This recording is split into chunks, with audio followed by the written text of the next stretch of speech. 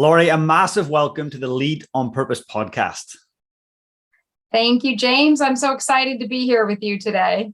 Oh, I'm so excited. I geek out on leadership. I talk about leadership day in, day out. To get a chance to sit with you is truly a pleasure. And today we're going to be talking about grit and what grit means and how essential it is to embrace and embody grit as a leader, whether we're in suit and tie, whether we're running a family, whether we're on the sports field.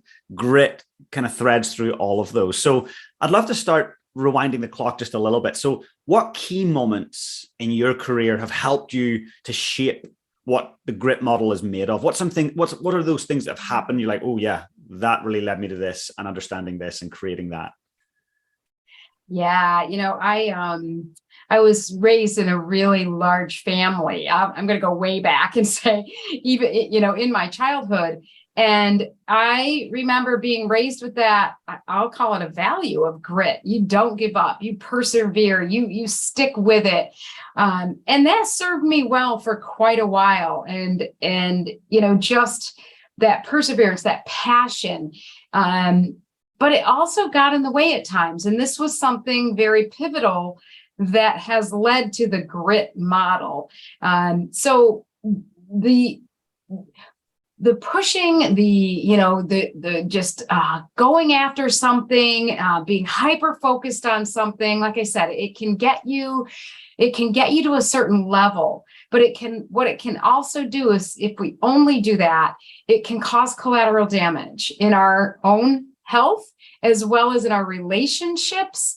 It's like that downward spiral that can happen. So I want to just clarify, like, grit is really important, and it's so important for us to have grit.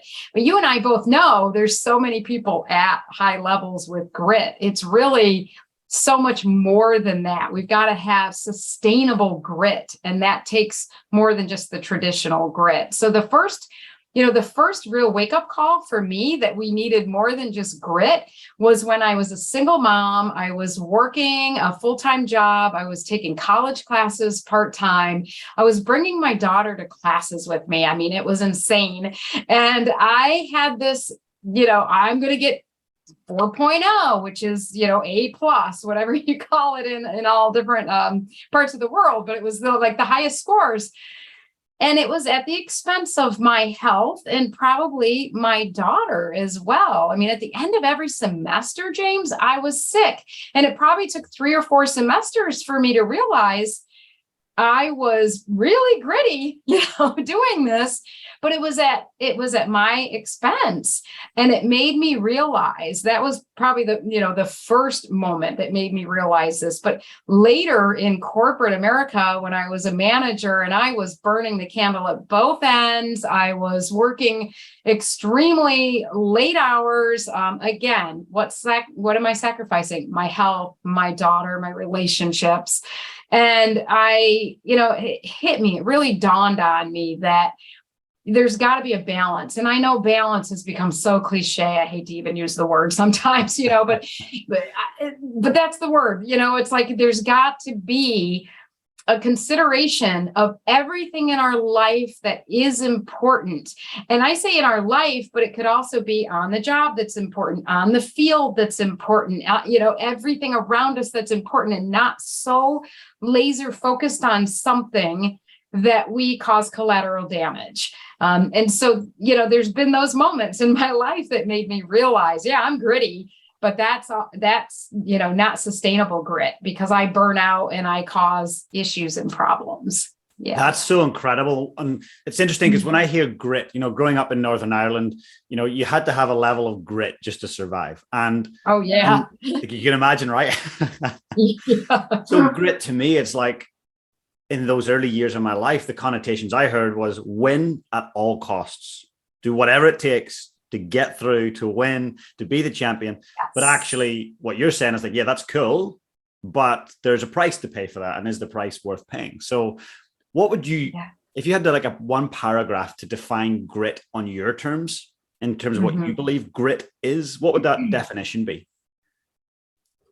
Grit is being able to well, I'm going to unpack it a little differently. So the acronym GRIT, generosity, respect, integrity, and truth, is really, it's grit plus or with generosity, respect, integrity, and truth. And I invert the acronym to start with truth because it all starts inside. It starts with us. And so if we know ourselves and accept ourselves, that means the good, the bad, the ugly. That means knowing what we need to do to be more effective, our strengths, our limitations, all those things, what we're passionate about. We know that. The next level is integrity. That's living to what we know is important. That's aligning to our truth. So if I say health and wellness is important to me, James, but I go home and I'm like, eating Snickers bars and then potato chips on the couch every night, is health really important to me? I'm not aligned, right? So it's truth is knowing and accepting. Integrity is aligning to that truth, really aligning, doing what we say we're going to do, walking the talk. Now, it doesn't mean that you're absolutely perfect and not flawless. It means that you're doing your best to align. The next level is respect. Well, you're already showing self-respect if you know and accept yourself and align to yourself. And that allows you to then really understand and respect other people. You respect that you don't know their truth. You respect that, everybody is different. There's so much to unpack in each one of these. Once we have that level of self-respect and respect, then it's about generosity. It comes as it's abundance, not scarcity. There's enough. You feel like you want to, pass the ball to your teammate because it's not all about you to make that goal, or, it's like you feel like you want to have the one-on-one with your direct report to help them see what they need to do more of or less of.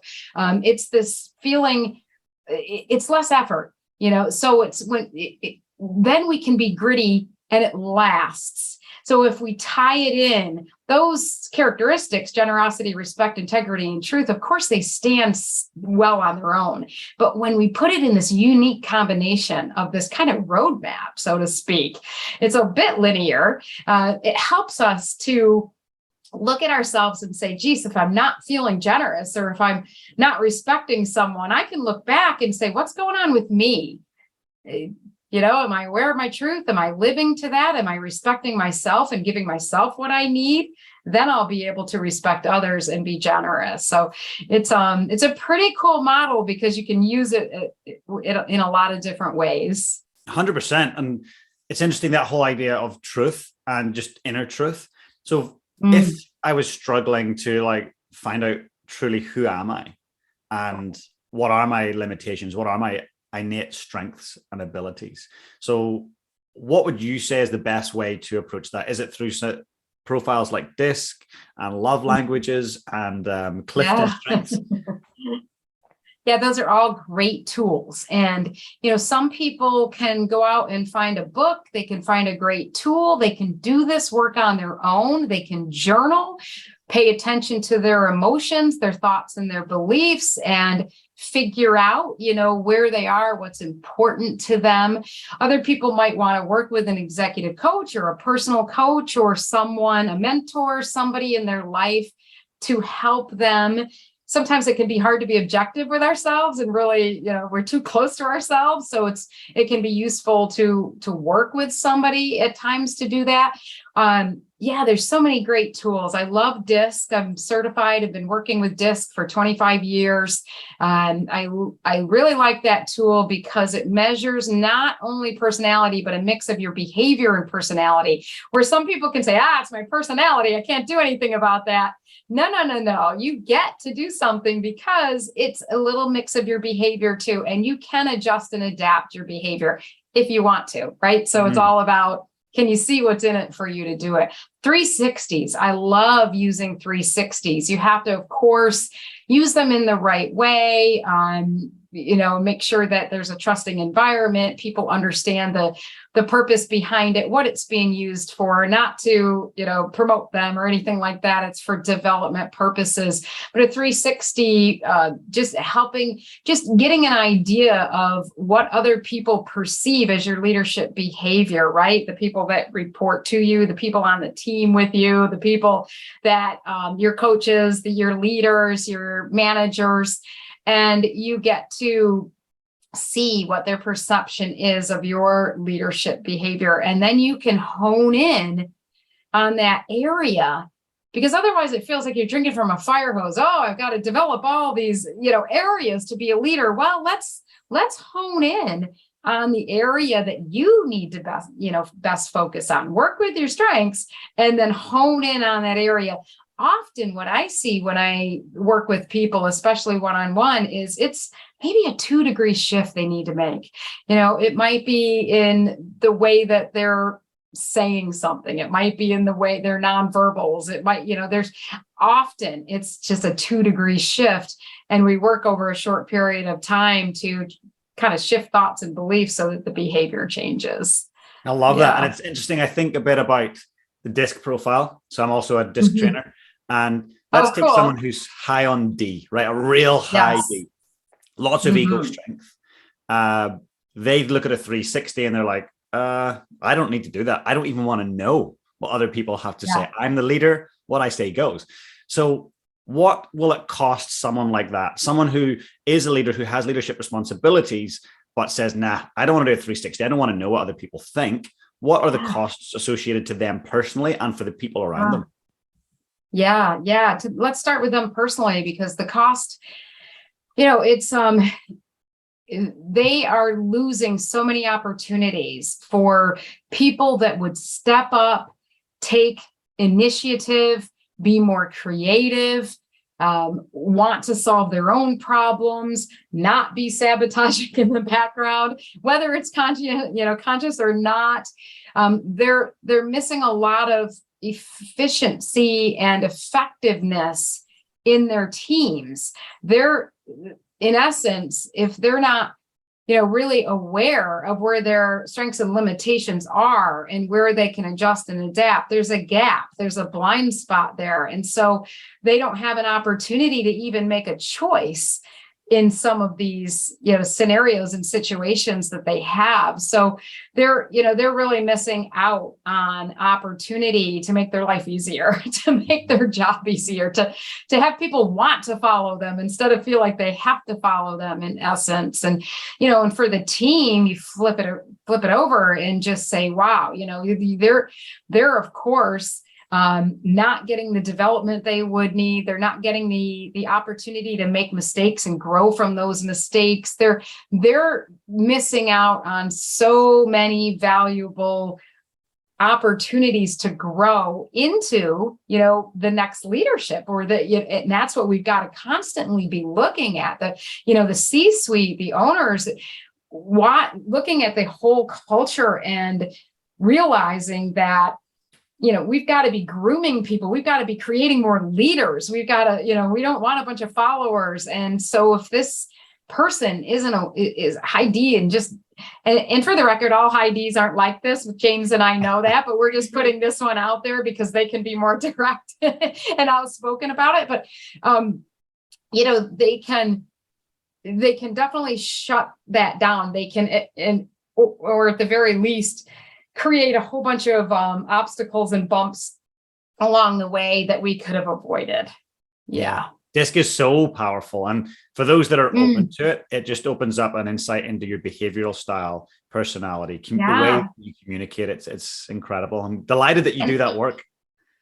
Yeah, you too. I mean, I love the DISC, and I love it when, we can marry it with some core concepts like not taking it personally, not taking behavior personally, and not making assumptions about certain behaviors, not pigeonholing people, things like that.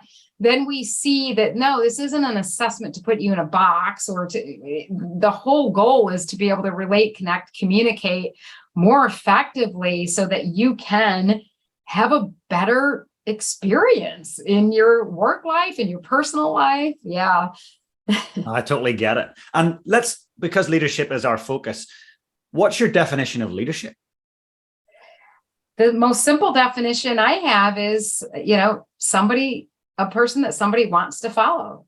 Leadership is that, a leader is somebody that we want to follow. So leadership is inspiring action and accountability. It's that just that inspiration in a way that it's not just rah, but it's also, you're going to challenge people. You're going to, give them opportunities to fail.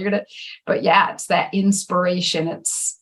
And I love that you say that, because when I think of someone like Mahatma Gandhi or Mother Teresa, they weren't managers. They didn't manage people. They led people, and they did it through no ego at all. They did it through inspiration and through a cause that inspired. And no formal position, right? Like you think about that, because people often think, I have to be in a position to lead. Anyone can stand up and lead. And there's different moments of leadership. So when I talk about leadership, I in my book, Leading with Grit, isn't only geared toward people in leadership positions. It's geared to people who want to stand up and lead in certain areas and opportunities in their life. We all have to share leadership at certain times too. We can't always be the one in charge all the time.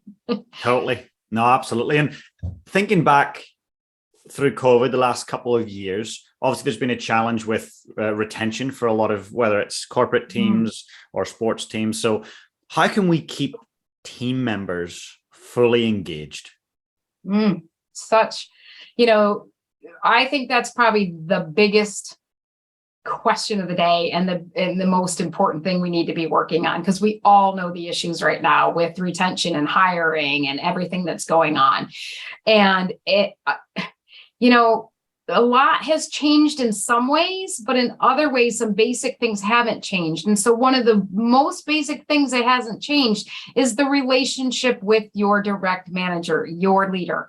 And that relationship is key. It's crucial. It's, I coached, did some executive coaching with a handful of people over those 2 years. And their number one thing was keeping their people engaged. How do I do this virtually? How do I do this online?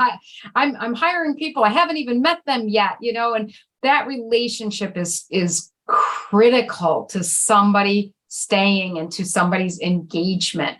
And so with that relationship comes some of those basic things like spending quality time, being genuinely curious about that person, not multitasking when you've got somebody in your office or on the screen with you, not rescheduling meetings. That's number one priority. You keep that meeting with that person. That does not waver.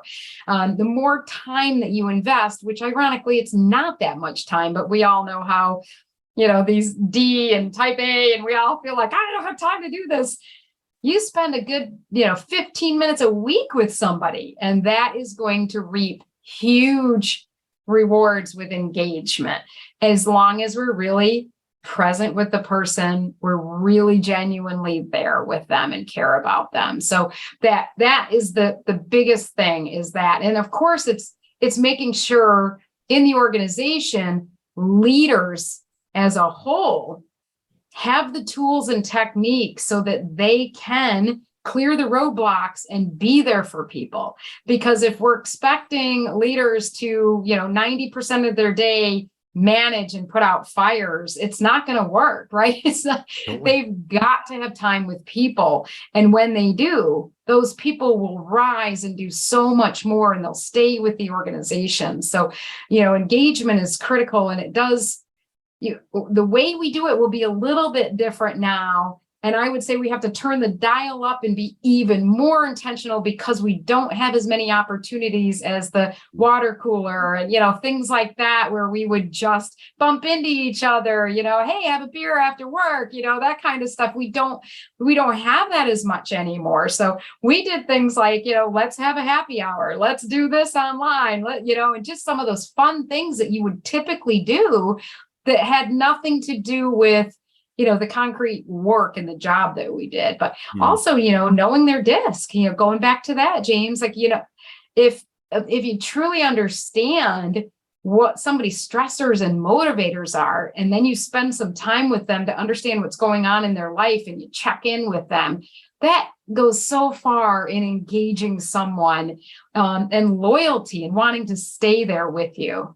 And that's what I was actually going to chat about. There was, so engagement, I see like it's right now, it's right here, right now. And then loyalty. So obviously that there's a massive cost to any team, any company when someone leaves. So what is the success ingredient? What's the magic sauce there in terms of loyalty? How do we really instill that loyalty in our team? Yeah. Well, part of it's consistency, right? And making sure that we are not just doing it when we feel like doing it, but from the top down, just being 100% accountable to those values, the culture that we have agreed to in this organization, not being a wuss in your leadership, right? Rising when you need to, holding somebody accountable for behaviors that are not to be tolerated, having those difficult conversations, those kind of things are all going to build loyalty, because people are going to see that this is consistent. I can trust that this is going to happen over time. Of course, there's other things that need to happen as well on the HR side of the world, making sure that the right pay and benefits and flex time and, and the working conditions and things like that are extremely important. But on the leadership side of things, it's really about having that, the values, they're not just something stuck up on the wall or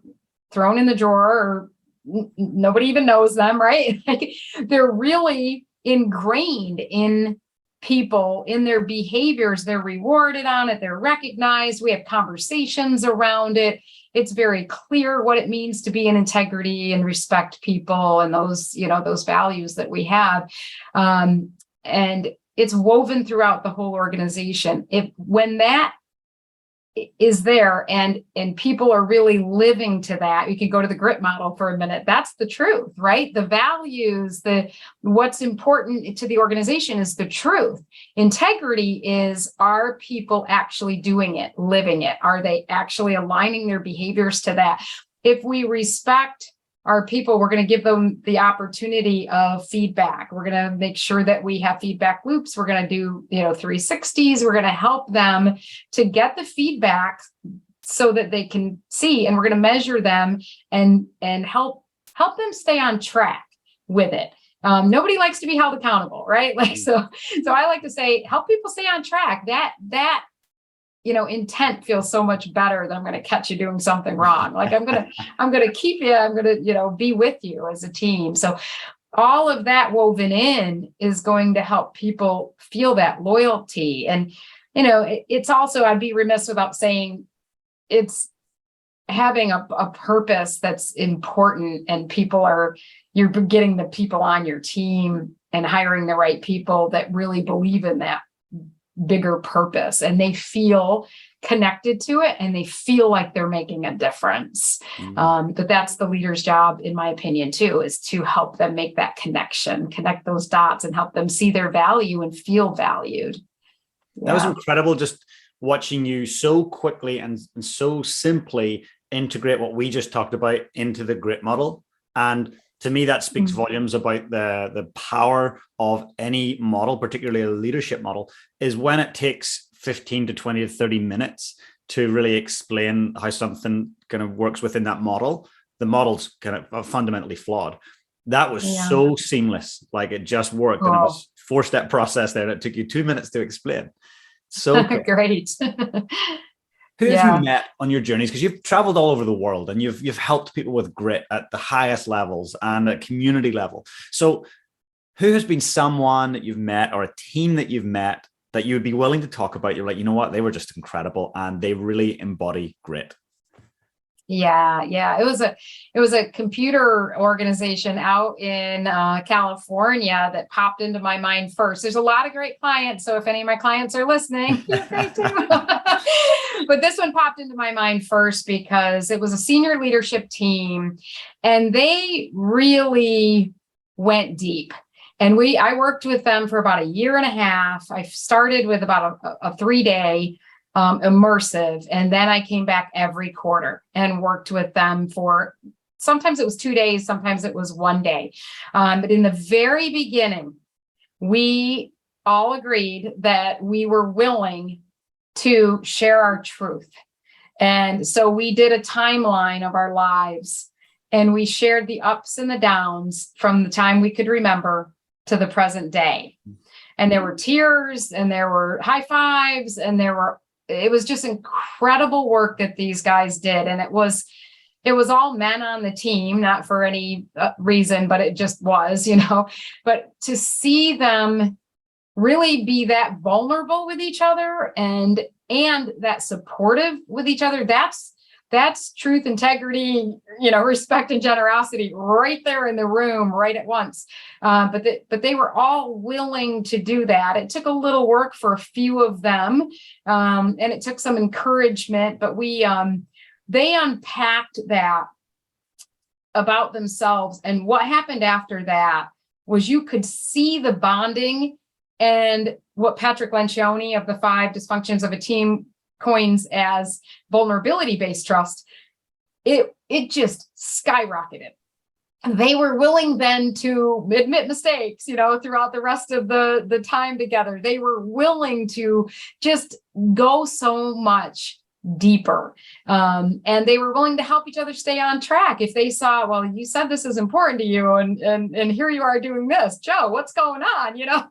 They'd help each other see that. They would, just hold each other accountable, help each other stay on track. And so they really embodied the grit model, and they just soared as a leadership team. I was kind of sad when it ended. I was like, oh, and that's of course that's a great thing, because they're doing well and they're graduated, so to speak, but at the same time, they were just so great to work with. And they had some big challenges. It wasn't all easy by no means. Yeah. That's amazing. Thank you for sharing that.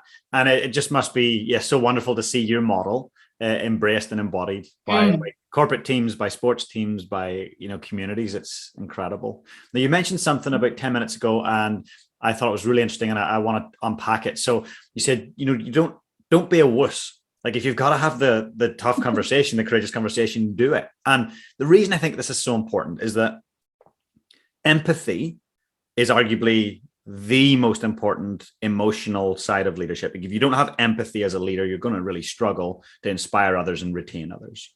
So while we're still leading with empathy, how can we still be having those really courageous conversations with conviction? Yeah. That's, I love this, because what really needs to happen is inside, we've got to fully believe that we're helping this person. And this is the best connection I'll ever make with a person. If I have a tough conversation with them, if I genuinely want to wake them up, give them an opportunity for awareness, give them an opportunity to make a different choice on something that they're going to do, then I've got to believe inside myself that by doing this is the best thing for that person. And so that's what's really critical, is it's shifting the thoughts and beliefs that we have inside, because being too nice doesn't help anyone, right? Like, sometimes we've even got to raise our voice. I'm not a person that says you should never raise your voice as a leader. Sometimes we do need to raise our voice, as long as what we're doing is intentional. And we know that we're doing it to help another person. We're not losing our cool, and just exploding on someone. That's really the litmus test. So yeah, it's about being able to feel for that other person, genuinely want to help that other person. That will give us not only the courage, but when we shift our thoughts and beliefs around it, it doesn't even take that much effort. We want to do it. We don't feel like we have to do it. It still can be sticky, but if we remind ourselves this is helping this person. This might be the only opportunity this person has for this awareness or to make a change. It's up to me to help this person. Yeah. That's incredible. And it's interesting because I do chat with CEOs that have maybe more of that traditional autocratic approach. And definitely there's a little bit of curiosity and probably some concern as well around, hey, this modern leadership, this like empathy stuff, this Brene Brown stuff, like, I don't know if I can do that. Am I going to struggle to lead?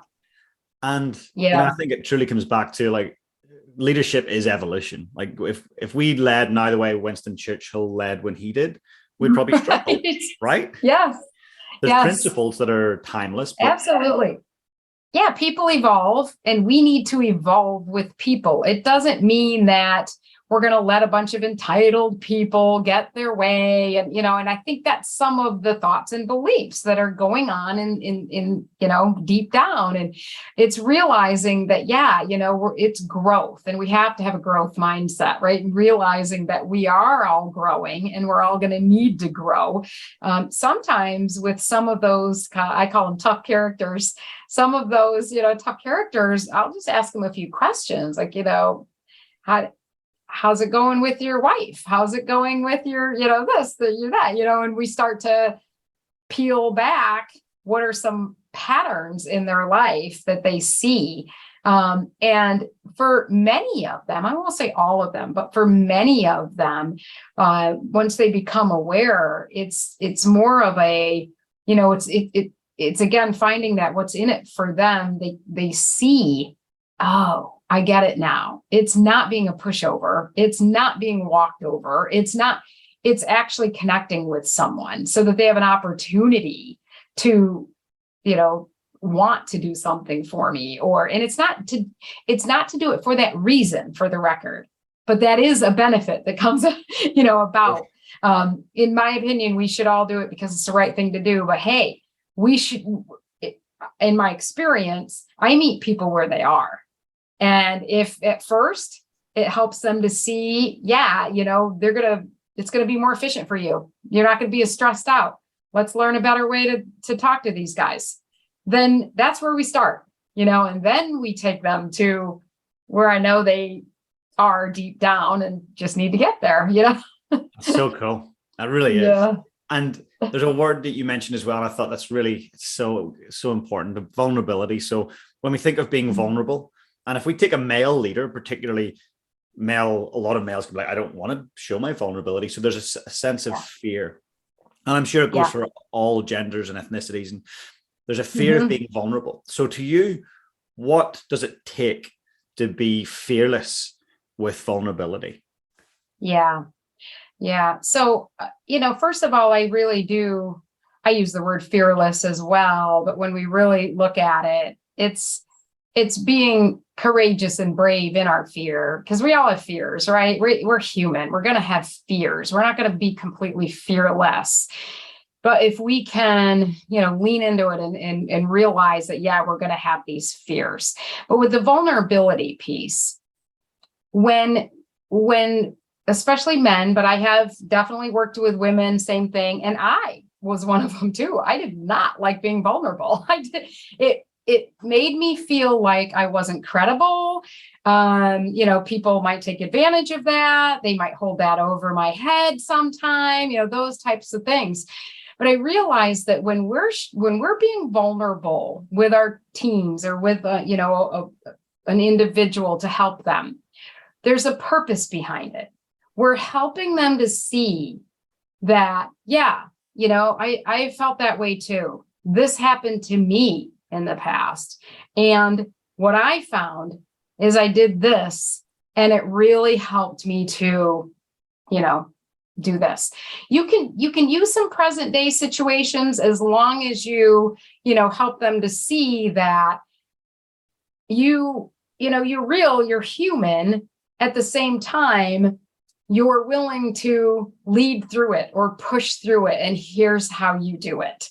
And that's what's really important. It's not that we share everything. It's not that we are just totally unfiltered, but a leader is mindful of the lessons that they can help somebody with. And people want them to be human and be relatable and approachable. People want that more than anything else. That's really what they want from a leader, because when they see that real human being, they're more apt to want to follow them. But they also want to see, maybe equal, that person is strong and courageous and willing to do what it takes.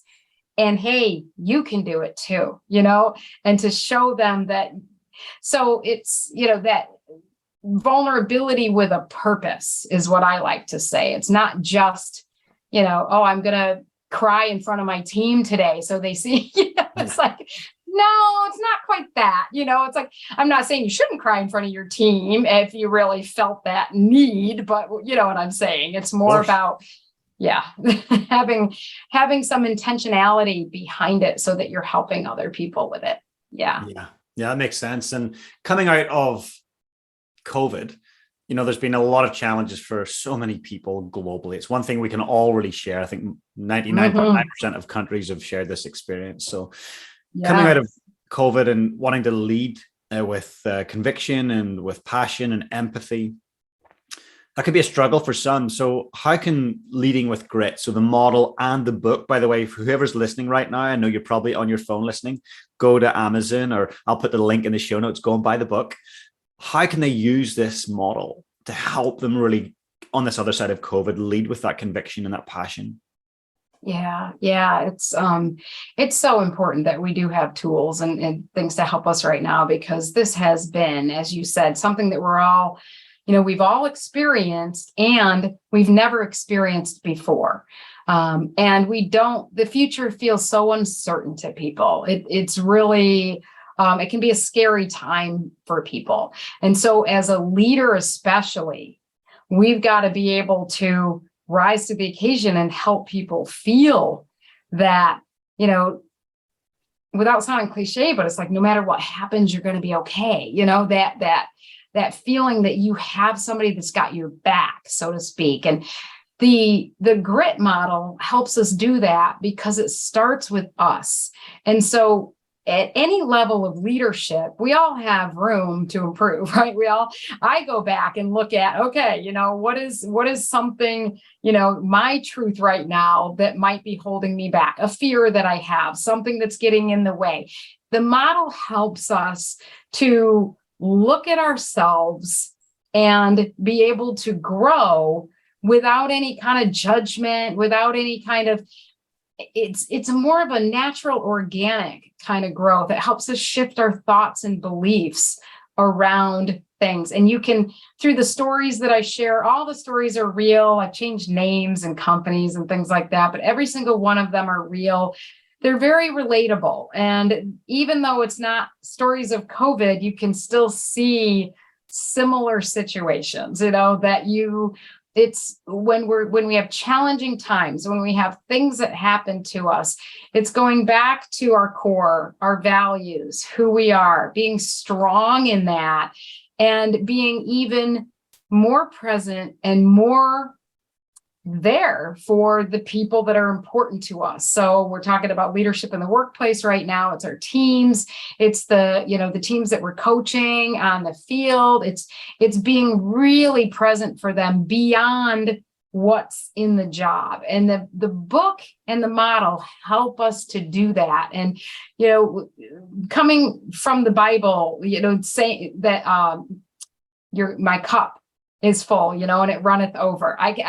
That's what pops into my head with this grit model, because when we know ourselves, we align to that, we respect ourselves and others, we have enough to give to other people. We're not suffering or feeling like a victim ourselves. And that's what the model and the book help us to do. Reading the book in and of itself will help people do that. A cool tool that I have, and we can put it in the show notes too, is a free grit assessment. Awesome. And it's in 4 parts, and you can take a look at, where do I need to hone in? And I even give the chapter locations and stuff that you can read more and develop on that. So we'll put that free assessment in there. That'll be amazing. And with that assessment, is that something you would recommend people do regularly and reassess? Yeah, sure. Certainly can. There's no limit to how many times you can let your team use it. That's my generosity. I just wanted to put that out there so people could really, just assess themselves. It's not a test, it's just self-awareness. And it's a little bit deeper. It's not going to ask you questions on concrete leadership. It's going to ask you deeper questions than that. So I love it. Yeah. The one thing I took away from what you said there is that it's selfless to be selfish. Oh, yes. I love the way you said that. It absolutely is. I remember growing up in I was raised by my stepmother, and she was, there was something about, oh, you're being selfish. Anything that you did for yourself was being selfish. Now that was just the way she was raised, and that was the generation. I learned not to take care of myself for a while. That's where I learned the grittiness, all of that. And it's so true that we have to be selfish, but not in a selfish way, right? Like we have to take care of ourselves so that we can be there for other people.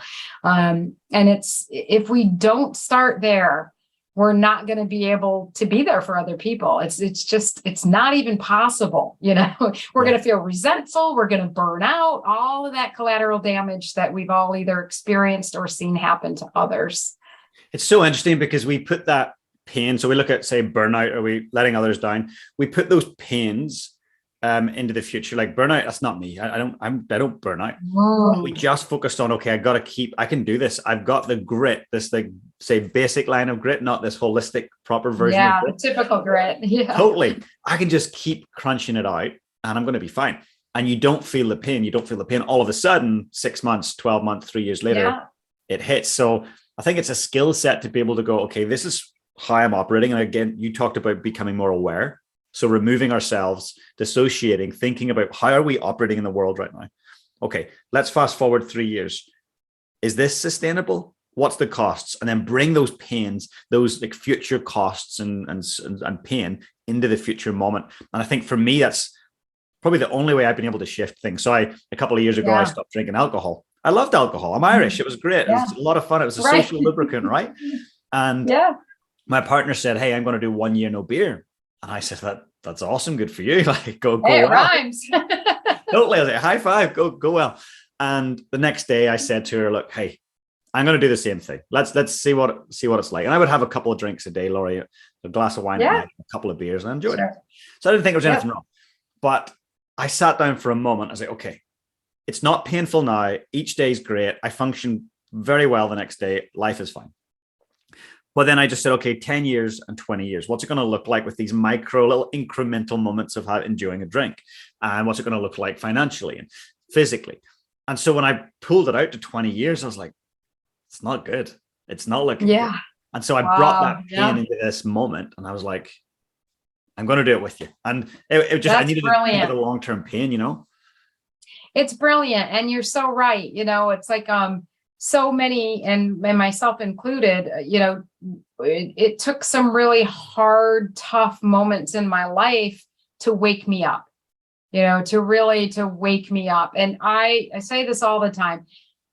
We don't need that to wake up. We can read books and learn from each other and take this, like you just said, visualize what it's going to pan out to be.